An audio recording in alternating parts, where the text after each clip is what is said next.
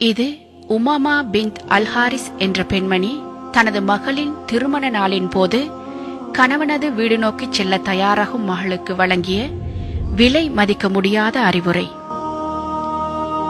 எனது அன்பு மகளே, ஒரு பெண் வளர்க்கப்பட்ட விதத்தாலும் அவளுடைய சிறந்த பண்பாடுகளாலும் அவளுக்கு உபதேசம் தேவைப்படாது என்றிருந்தால் அது நிச்சயம் நீயாகத்தான் இருக்க வேண்டும்.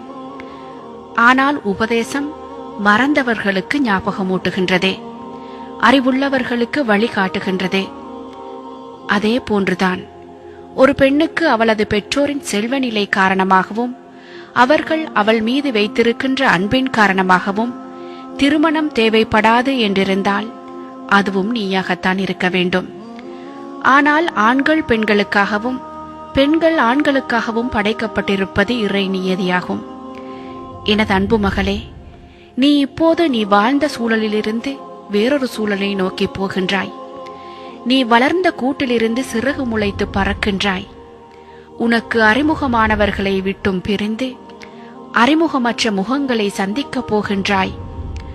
உனது தந்தையின் பொறுப்பிலிருந்தும் விடுபட்டு உனது கணவனின் பொறுப்பின் கீழ் இடம் மாறுகின்றாய். இனி உனது கணவன்தான் உனது பொறுப்பாளனும் உனது நிர்வாகியும் ஆவான். எனவே நீ அவனுடன் மிகவும் பணிவாகவும் கண்ணியமாகவும் நடந்து கொள். அப்போது அவன் நிச்சயம் உனது பணியாளனாகவே மாறிவிடுவான். அவனுக்கு கட்டுப்படும் விடயத்தில் நீ பூமியாக இருந்தால் உன்னை பாதுகாக்கும் வானமாகவே அவன் மாறிவிடுவான். அவனுக்காக 10 பண்புகளை உன்னில் ஏற்படுத்திக் கொள். அவை உனது வாழ்வின் விலை மதிக்க முடியாத பொக்கிஷங்களாக இருக்கும். எப்போதும் அவனுக்கு கட்டுப்பட்டு பணிவுடன் நடந்து கொள்.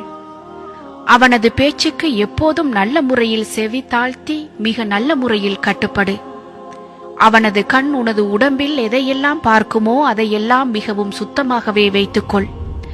அப்போது அவன் நிச்சயமாக உன்னில் எந்த அசிங்கத்தையும் காணமாட்டான். அவன் உனது உடம்பில் உடையில் எதையெல்லாம் நுகருவானோ அவற்றையும் மிகவும் சுத்தமாக வைத்துக்கொள். அவன் உன்னில் நறுமணத்தை தவிர வேறு எந்த வாசத்தையும் நுகராமல் இருக்கட்டும். அவனுடைய சாப்பாட்டு நேரத்தில் மிகவும் கரிசனையோடு இரு. ஏனெனில் பசியின் தாக்கம் பயங்கர கோபத்தை உண்டு பண்ணக்கூடியது. அவனுடைய தூக்கம் உன்னால் கலையாமல் இருக்கட்டும். ஏனென்றால் தூக்கத்துக்கு ஏற்படும் இடைஞ்சல்கள் எரிச்சலாகத்தான் வெளிப்படும். அவனது சொத்துக்கள் விடயத்தில் சிக்கனமாகவும் அமானிதமாகவும் நடந்து கொள். அவனது குழந்தைகளையும் அவனிடத்தில் வேலை பார்ப்பவர்களையும் சிறந்த முறையில் திட்டமிட்டு நிர்வகிக்க பழகிக்கொள். அவனது வேண்டுதல்கள் எதனையும் மறுக்காதே. அவனது கட்டளைகள் எதற்கும் மாறு செய்யாதே. நீ அப்படி செய்தால் அது உன் பற்றிய அதிருப்தியை அவனது உள்ளத்தில் ஏற்படுத்திவிடும். அவனது ரகசியங்கள் எதனையும் பகிரங்கப்படுத்திவிடாதே. நீ அவ்வாறு செய்தால் நிச்சயம் அவனது பழிவாங்கலிலிருந்து நீ தப்ப மாட்டாய். அவன் மகிழ்ச்சியோடு இருக்கும்போது நீ கவலையை வெளிக்காட்டாதே. அவன் கவலையோடு இருக்கும்போது நீ மகிழ்ச்சியை வெளிக்காட்டாதே. ஏனெனில் நீ அவ்வாறு நடந்து கொண்டால் நீ வளர்க்கப்பட்ட விதம் குறித்து உன் கணவன் சந்தேகிக்கப்படுவான். எனதருமை மகளே, இதற்கும் மேலதிகமாக இன்னும் ஒன்றையும் ஞாபகத்தில் இருத்திக்கொள். நீ அவனை எந்த அளவு மகிழ்ச்சியாக வைத்திருக்கின்றாயோ அந்த அளவுக்கு அவன் உன்னை கண்ணியமாக வைத்திருப்பான். நன்றாக நினைவில் கொள். நீ உனது ஆசைகளை விட உனது தேவைகளை விட உன் கணவனின் ஆசைகளையும் தேவைகளையும் உட்படுத்தாத வரையில் ஒருபோதும் உன்னால் உனது ஆசைகளையோ தேவைகளையோ அவன் மூலமாக நிறைவேற்றிக் கொள்ள முடியாது. அன்பின் பெற்றோர்களே, உங்களது மகளின் திருமணத்தின் போது நீங்கள் என்ன வகையான விடயங்களை அவளுக்கு சொல்லிக் கொடுக்கின்றீர்கள் என்பதை சற்று சிந்தித்து பாருங்கள்.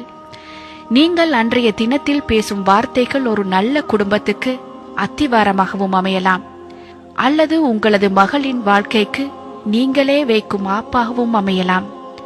தெரிவு உங்கள் கையில்.